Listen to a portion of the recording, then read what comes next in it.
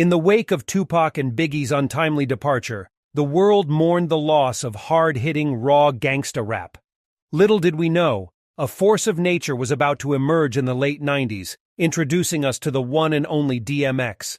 With a soul drenched in fury and a heart fueled by relentless aggression, DMX's music became an outlet for the demons that haunted him throughout his tumultuous life. From a tender age, he endured brutal beatings at the hands of his own mother, etching deep scars on his spirit. As a mere teenager, he tumbled down the treacherous path, succumbing to the temptations of weed, crack, theft, and a life of crime. These early trials inflicted an indelible toll on his mental well-being, leaving an indomitable mark on his journey. Inside DMX's tragic childhood. On Friday, April 2, 2021, TMZ reported that DMX was hospitalized and in grave condition after allegedly overdosing on drugs and suffering a heart attack. At the time of the report, it was believed that the rapper's prognosis was grim, with one source suggesting that he was in a vegetative state, while subsequent reports suggested that his condition had improved to the point that he was able to breathe normally. His attorney, Murray Richmond, clarified to Rolling Stone that he was given wrong information and that his client was still on life support after all. Despite the conflicting nature of these reports, it's clear that DMX experienced a very serious personal health crisis, one that has reminded fans not only of his nearly lifelong struggles with substance abuse, but also of the rough childhood that arguably led him down this path.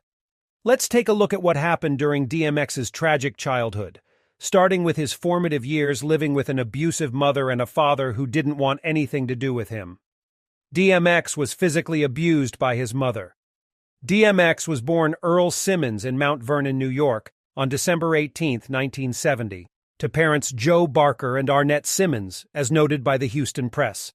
The outlet cited the rapper's 2002 autobiography, Earl, where he wrote that his father never called me on my birthday or helped raise me at all. However, life with his mother, who was only 19 when she gave birth to him, was extremely difficult for young Earl, who was physically abused on a regular basis, even when he meant well. Day. Every trigger that was a trigger when you got, it's still a trigger, whether you act on it or not. Speaking to GQ in 2019, X recalled one incident where he got up at night and saw something on his mom's notebook and erased it because he thought it was wrong. While he was trying to help her by doing this, Arnett saw things differently and reacted by giving him a vicious beating. She beat 2 teeth out of my *****ing mouth with a broom, he explained. And I think about this today, I'm like, okay, you saw me erase something in your notebook.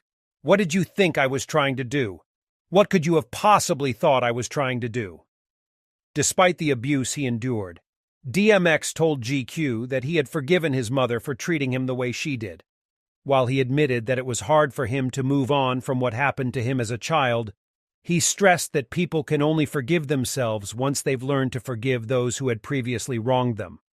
Aside from his troubled family life, DMX also had it rough during his first few years in school, as he was expelled at the age of 10 and sent to a children's home located about 20 minutes from his family's house.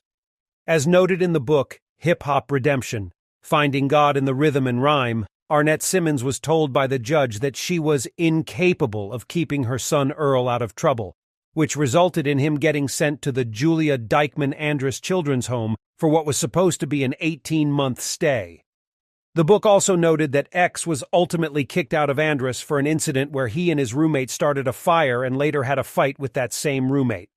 While the roommate was punished by being placed in solitary confinement, X took most of the blame for the incidents and was asked not to return to the children's home. DMX's drug problems started when he was just 14.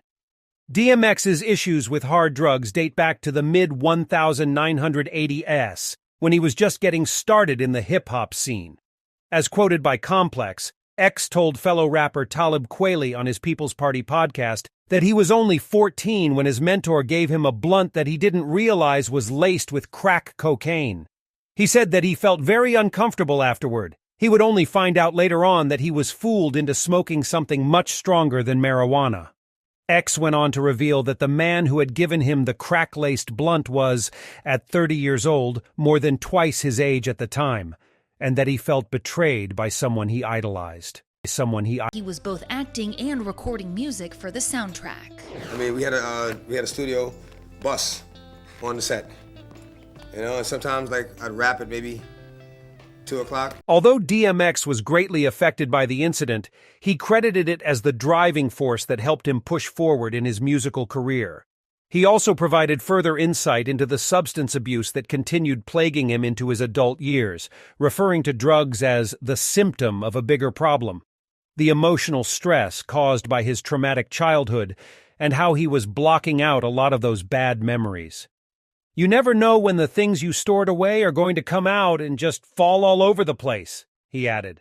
Let me open this door and start dealing with this S*** right now before it comes out at the wrong time, and I just have a meltdown. That's what's helped with addiction and sobriety. Music legend DMX died on April 9, 2021, as reported by Variety. He was placed on life support after suffering a heart attack that was said to be the result of an unconfirmed drug overdose. The rapper, whose real name is Earl Simmons, was rushed to the hospital after collapsing at home on April 2, 2021, his rep told TMZ. X's lawyer, Murray Richmond, didn't comment on what led to his heart attack, but told NBC News, "Earl is a sweet guy," adding, "Earl was a person who could tell such a story. He was a person with such depth, it's a heartbreaker." DMX previously opened up about his struggles with addiction and other hardships in his life, including a staggering rap sheet and a truly gut-wrenching tale of what set him on a path of self-destruction at a very early age. In spite of it all, the multi-platinum selling star endeared himself to millions over his career that spanned more than 2 decades. As we also mourn the death of the hip-hop icon, let's revisit the troubled times and tragic details about DMX's life. Shortly after TMZ broke the news that DMX was rushed to White Plains Hospital in Westchester, New York, we learned he was in the critical care unit after paramedics tried to resuscitate him for 30 minutes, according to a family member. However, he was deprived of oxygen during that time, and doctors informed his family the lack of oxygen severely impacted X's brain. You know, I should have got it then. It's the feeling, you know, you feel what I say if you're listening, you know, if not, you just feel the beat, you know? But it's there, it's strong, you know? It's deep, every song. And type of album where you can put it on and, you know, just let it play, you know? The artist was said to have some brain activity after arriving at the hospital, but another source told the outlet he was in a vegetative state, as doctors prepare his family for the worst. "It's not looking good," an additional source revealed. Despite the dire prognosis, the rapper's rep told TMZ at the time, "Earl has been a warrior his entire life. This situation represents yet another road he must conquer." Unfortunately, hope was dashed days later when the star's rep stated, via Variety, that the family was deeply saddened to announce X's death at age 50, saying he fought till the very end. Hospital workers also participated in the vigil as they were seen waving an X sign from a hospital window. Additionally, members of the Rough Riders motorcycle crew, a sort of fan club of the rapper's label, pulled up outside of the hospital to pay their respects during their own impromptu vigil on April 4th. They were seen blasting his music and revving their engines in solidarity. Hospital workers also participated in the vigil as they were seen waving an X sign from a hospital window. Additionally, members of the Rough Riders motorcycle crew, a sort of fan club of the rapper's label, pulled up outside of the hospital to pay their respects during their own impromptu vigil on April 4th. They were seen blasting his music and revving their engines in solidarity. DMX had a long history of drug abuse. Drug abuse has been a theme throughout DMX's life since he was given a laced blunt at the age of 14. He revealed on the People's Party with Talib Kweli in November 2020. He was previously hospitalized for a near-fatal drug overdose in 2016. According to Page 6, the rapper had no pulse and had stopped breathing in a parking lot outside of a Westchester, New York hotel. He was given Narcan to reverse the effects of a heroin overdose and became semi-conscious before receiving treatment at a nearby hospital. It appeared he was committed to his sobriety after he paused his 20th anniversary tour to check into rehab in October 2019. In his ongoing commitment to putting family and sobriety first, DMX has checked himself into a rehab facility, an Instagram announcement read at the time. He apologizes for his canceled shows and thanks his fans for their continued support. The heartbreaking story of how DMX was introduced to hard drugs. It's already been mentioned that DMX was first introduced to hard drugs when he was just 14. But the story is worse than you might realize. During an interview for People's Party with Talib Kweli, DMX said of his introduction to drugs, "I didn't smoke cigarettes, I didn't smoke weed, I didn't do anything. We do a robbery one night. He came back with a blunt rolled up." DMX discussed what happened next, saying, "He passed the blunt around and I hit the blunt. I never felt like this. It ed me up. I later found out that he laced the blunt with crack." Understandably, the rapper got visibly emotional during the interview as he opened up about the painful memory. Even more heartbreaking was the fact that DMX was given the blunt by a mentor who was 30 years old at the time, while the rapper was just a teenager. "Why would you do that to a child? He was like 30, DMX told People's Party. "And he knew I looked up to him. Why would you do that to somebody who looks up to you?" In 1992, DMX was signed to Columbia Records by Rough House Records, where he released his debut single, Born Loser. However, DMX felt like a weak link in the label's promotion efforts, as all the money was being poured into promoting artists like Criss Cross and other future stars. Despite Suge Knight's interest in signing DMX, the deal didn't appeal to him.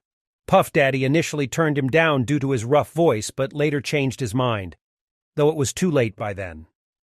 DMX eventually joined Def Jam in 1998, which turned out to be a breakthrough year for him.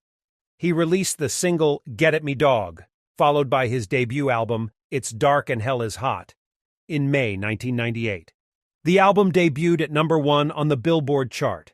In the same year, DMX released his second album, Flesh of My Flesh, Blood of My Blood, which achieved quadruple platinum status, selling 670,000 copies in its first week, and also debuting at #1 on the Billboard chart. Following these successes, DMX released two more hit albums, The Great Depression and Grand Champ.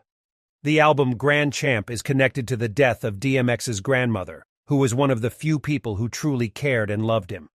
Despite his global stardom and financial success, DMX's criminal habits persisted. DMX underwent brain function tests prior to his death. DMX underwent brain function tests a week after being admitted to the hospital, but no improvement was found. The rapper remains in a coma due to an alleged overdose and heart attack. His manager, Steve Rifkind, stated that he is currently on life support and in a coma due to inaccurate information about his well-being.